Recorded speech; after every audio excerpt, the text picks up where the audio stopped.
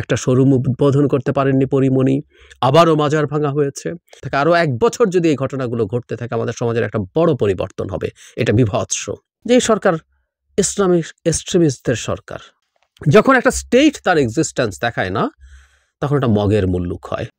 সরকারের অদক্ষতা, অযোগ্যতা কিংবা সাহসের অভাব দিনের শেষে বাংলাদেশকে একটা তালেবানি রাষ্ট্র হয়ে পড়েছে এই বয়ান প্রতিষ্ঠা করার ক্ষেত্রে বেশ অনুকূল পরিস্থিতি তৈরি করছে। দুদিন আগেই কথা বলেছিলাম ৩টা ঘটনাকে একত্র করে, আপনাদের হয়তো মনে আছে। একটা শোরুম উদ্বোধন করতে পারেননি পরীমণি, আবারও মাজার ভাঙা হয়েছে, এবং একজন ব্যক্তি প্রকাশ্যে কতলের আহ্বান জানিয়েছিলেন। একই ধরনের ঘটনা এরপর থেকে ক্রমাগত ঘটছে এবং সরকার কিছুই করছে না। শুধু সেটাই না, নতুন একটা ফাইন্ডিং আছে, প্রশাসনও সামহাও এর সাথে জড়িয়ে পড়েছে কিনা এই প্রশ্ন উঠতে পারে।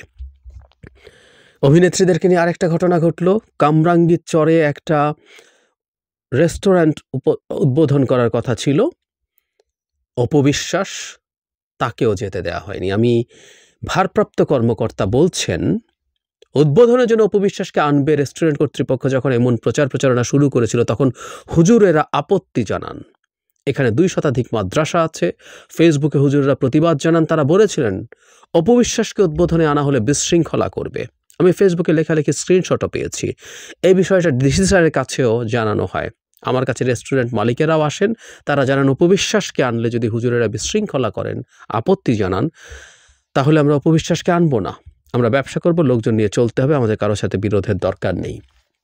আমি আসবো শেষ অংশে একটা জায়গায় এই রকম বাধা কিন্তু একটা সুদূর প্রসারী প্রভাব তৈরি করবে, সিরিয়াসলি করবে। এটা একটা ভয়ঙ্কর চর্চা শুরু হয়েছে এবং আমাদের এই সরকারের অনেক ব্যর্থতার মধ্যে এটা একটা ব্যর্থতা হয়ে থাকবে যে বাংলাদেশে এই ধরনের প্রবণতা দীর্ঘকাল তারা চলতে দিয়েছেন। 6 মাস হয়েছে, এরপর আরও 1 বছরও যদি সরকার থাকে, আরও 1 বছর যদি এই ঘটনাগুলো ঘটতে থাকে আমাদের সমাজের একটা বড় পরিবর্তন হবে, এটা বিভৎস।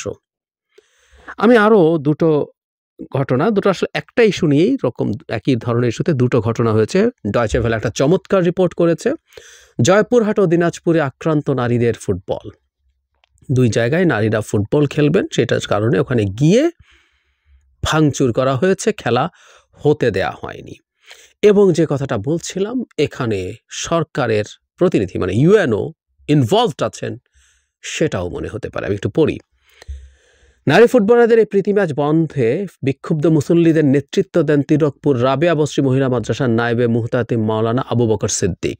মানে নাম দিয়ে তিনি কথা বলছেন। তিনি বলেন, এটি নারীদের টুর্নামেন্ট না হলে আমরা আগেই খবর পেয়েছিলাম এখানে নারীরা ফুটবল খেলবে, তাই আমরা ইউএনও স্যারের কাছে আগেই একটা আবেদন জানিয়েছিলাম যাতে নারীরা খেলতে না পারে। ইউএনও স্যার আমাদের বলেন আপনারা একটা মানববন্ধন করেন।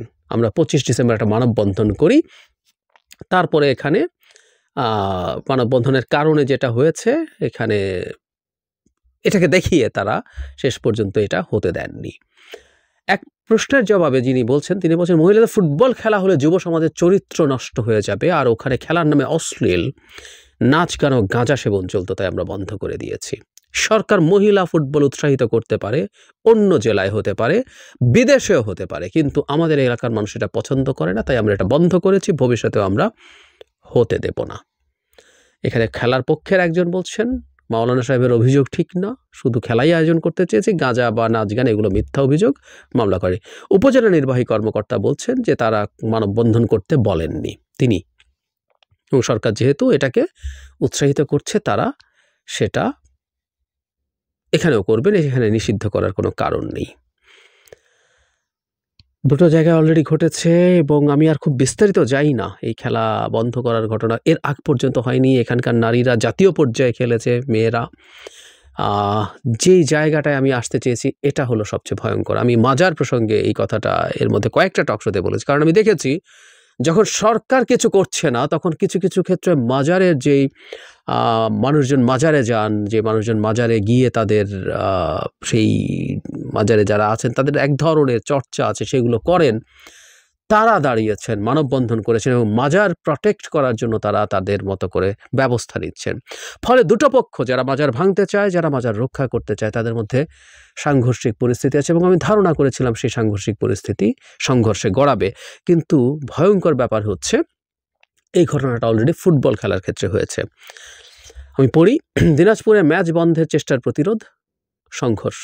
এই সাবহেডিংয়ে লেখা হচ্ছে, অন্যদিকে মঙ্গলবার দিনাজপুরের হাকিমপুরে প্রমিলা ফুটবল আয়োজনকে কেন্দ্র করে আয়োজক কমিটি ও তৌহিদি জনতার মধ্যে সংঘর্ষ হয়েছে। এতে উভয় পক্ষে অন্তত 20 জন আহত হন।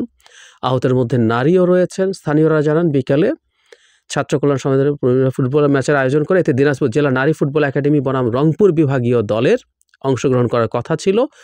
আয়োজকদের পক্ষ থেকে মাইকিং করা হয়েছে। শুনে তৌহিদি জনতার ব্যানারে উপজেলার বাউনা গ্রাম সহ বিভিন্ন এলাকায় পাল্টা মাইকিং করা হয়।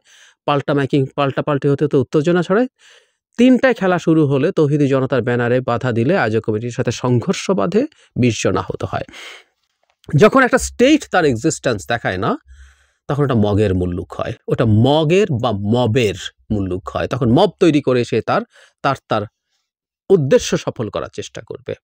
একটা স্টেট যখন অ্যাবসেন্ট থাকে, একটার পর একটা ঘটনা ঘটেছে, ঘটছে, একটা ব্যবস্থা সরকারকে নিতে দেখি না। আমাদের আসলে এই প্রশ্নটা এখন খুব সিরিয়াসলি করা দরকার, সরকার কেন এসব করছে না, কেন ব্যবস্থা নিচ্ছে না? এই যে জয়পুরহাটে প্রকাশ্যে একটা মিডিয়ার সাথে কথা বলছেন, কে বলছেন, কি বলছেন এবং সরকারকে হুমকি দিচ্ছেন তিনি যে যেখানেই হোক না কেন এখানে হতে দেব না, কখনো ভবিষ্যতেও হতে দেয়া হবে না, স্পষ্টভাবে বলছেন। কি দাঁড়ালো? কি ব্যবস্থা নিয়েছে? কোনো লুকোছাপা নেই, কোনো রকম রাগ ঢাক নেই। যতই এগুলো করবে সরকার, ততই কিন্তু সরকারের প্রতি যে অভিযোগটা অনেকে করেন, বিশেষ করে ভারতীয়রা করেন, যে এই সরকার ইসলামিক এক্সট্রিমিস্টদের সরকার বলে, এবং সরকারে থাকা অনেককেই এই একই ধরনের অভিযোগে অভিযুক্ত করার চেষ্টা হয়। আর সব ওদের কথা বাদ দিয়ে রাখি, এই রাষ্ট্র একটা গণতান্ত্রিক রাষ্ট্র, এটা মগের মুল্লুক না। এখানে রাষ্ট্রের আইন কানুন নিয়ম মেনে সবাইকে চলতে হবে। অনেক কিছুই আমাদের পছন্দ হবে না, অনেকেরই অনেক কিছু পছন্দ হয় না। এটা গণতান্ত্রিক রাষ্ট্র মানেই হচ্ছে অপছন্দ মেনে নিয়েও অ্যাকসেপ্ট করা, যদি সেটা ইললিগাল কোনো কিছু না হয়। কথা খুব সোজাসাপটা। ওই খেলা কেউ দেখতে না গেলেই চলে, কারো কাছে যদি মনে হয় এটা ভালো কিছু নন। কোনো একটা রেস্টুরেন্ট, কোনো একটা প্রতিষ্ঠান যদি কেউ উদ্বোধন করেন, কোনো নারী যদি উদ্বোধন করেন, কোনো অভিনেত্রী যদি উদ্বোধন করেন, কারো ভালো না লাগলে তিনি বয়কট করবেন, এমনকি বয়কটের আহ্বানও জানাতে পারেন। গণতান্ত্রিক প্রক্রিয়ায় গায়ের জোর চালানো। এই যে অপু বিশ্বাস রেস্টুরেন্ট উদ্বোধন করতে পারেননি, ফেসবুকে স্ক্রিনশটও তারা দেখেছেন, কারা কারা এগুলো করছেন। ব্যবস্থা নেওয়া যেত, কিন্তু নেওয়া হয়নি। সরকার কেন এই কাজগুলো করছে, এর জবাব আসলে সরকারকে দেওয়া উচিত। এই সরকার এটা করবে, ওটা করবে, সংস্কার করবে, আরো অনেক দিন ক্ষমতায় থাকতে হবে, এটা করার জন্য সেটা করার জন্য নানান কথা বলা হয়। লিস্ট প্রয়োজনটা, একটা স্টেটের লিস্ট এক্সিস্টেন্স এই সরকার দেখাতে পারছে না। এই সরকার ওটা সেটা করবে। যে কথাটা শুরুর দিকে বলছিলাম, একটা ভয়ঙ্কর বিপদ আছে। এই পাল্টাপাল্টি মারামারি তো শুরু হবেই। বিপদটা যেটা, আরো 1 বছর ধরে যখন এই জিনিসগুলোর ব্যারিয়ার পড়তে থাকবে, সোসাইটিতে অনেকের মধ্যে এই পারসেপশন তৈরি হবে, এই ঝামেলায় যাওয়া দরকার কি? ধরো ফাইট করে, পুলিশ ডেকে, এটা করে সেটা করে করব, আর কত? এটার জন্য নানান জোগাড় যন্ত্র। পুলিশও বলবে, ভাই বাদ দেন, এত ঝামেলা যাওয়ার দরকার কি? আজকে এই যে রেস্টুরেন্ট উদ্বোধন করা গেল না, সেখানে রেস্টুরেন্ট ওনার বলছেন যে এই বাধা দিয়ে তারাও আর পেরে উঠছেন না। কিন্তু এই জিনিসগুলো যদি শুরুতেই থামানো যেত, তাহলে এই পাল্টা ঘটনাগুলোই ঘটতো না। ফলে সমাজে নুদেন পক্ষে মানুষের একটা গণতান্ত্রিক অধিকার থাকতো, তার এক্সপেকটেশনের মতো সে কাজ করতে পারতো। এখন তাদের এই কাজ ক্রমাগত হতে হতে হতে হতে একটা ব্যারিয়ার তৈরি হবে, এবং এটাই চাওয়া হয়। সে সো কল্ড তৌহিদি জনতা, সবচেয়ে ফ্যাসিস্ট, শেখ হাসিনা ফ্যাসিস্ট ছিল না, মাফিয়া ছিল, কিন্তু এরা ট্রু ফ্যাসিস্ট। এই ব্যানারে যারা আসেন এবং যারা এই কাজগুলো করেন, কথাগুলো এই কারণে বলি, ধর্মকে যেভাবে তারা ইন্টারপ্রিট করেন, যেভাবে তারা চাপিয়ে দেওয়ার চেষ্টা করেন অনেক কিছু, ধর্ম এগুলো এভাবে বলেননি। তাদের যদি কোনো কিছু নিয়ে অভিযোগ থাকে, তাদের যদি কোনো কিছু নিয়ে বলার থাকে, তারা তাদের জায়গায় যাবেন, তারা পুলিশের কাছে যাবেন, আইনের কাছে যাবেন, এবং আইন বিচার পুলিশ দেখবে যে ঘটনাটা ঘটছে, যা করা হচ্ছে সেটা আইন ভঙ্গ করছে কিনা, রাষ্ট্রের কোনো আইন ভঙ্গ করছে কিনা। যদি আইন ভঙ্গ না করে, সেই কাজটা হওয়ার জন্য তারা সাহায্য করবেন, এবং যারা বাধা দেবে তাদেরকে পুলিশ প্রতিরোধ করবে। এখন কেউ কেউ বাংলাদেশে একটা শরিয়া ভিত্তিক রাষ্ট্র কায়েম করতে চান। হিজবুত তাহরির প্রকাশ্যে ঘোষণা দিয়ে এটা করেছে, ফাইন। তারা যদি সেটা করতে চান, তারা তাদের মতো করে বিপ্লব করে রাষ্ট্র ক্ষমতা দখল করে সেটা কায়েম করবেন। ইরানে ইসলামী বিপ্লব হয়েছে, সেই একই রকম বিপ্লব তারা করুন, বা এনারাও যারা আছেন তারা যদি মনে করেন তাদের মতো করে দেশ চালাবেন, তাহলে সেটা এনশিওর করুক। গণতান্ত্রিক যে বাংলাদেশ, যে কনস্টিটিউশনের ভিত্তিতে, যে আইন এবং বিধিবিধানের ভিত্তিতে এই দেশ পরিচালিত হয়, এই দেশ এইভাবে পরিচালিত হবে, সেটা সরকারকে এটা নিশ্চিত করতে হবে। না পারলে আসলে তাদের ক্ষমতায় থাকা আমার কাছে খুব উদ্ভট এবং হাস্যকর লাগে। কোনো অধিকার আছে বলে আমার মনে হয় না।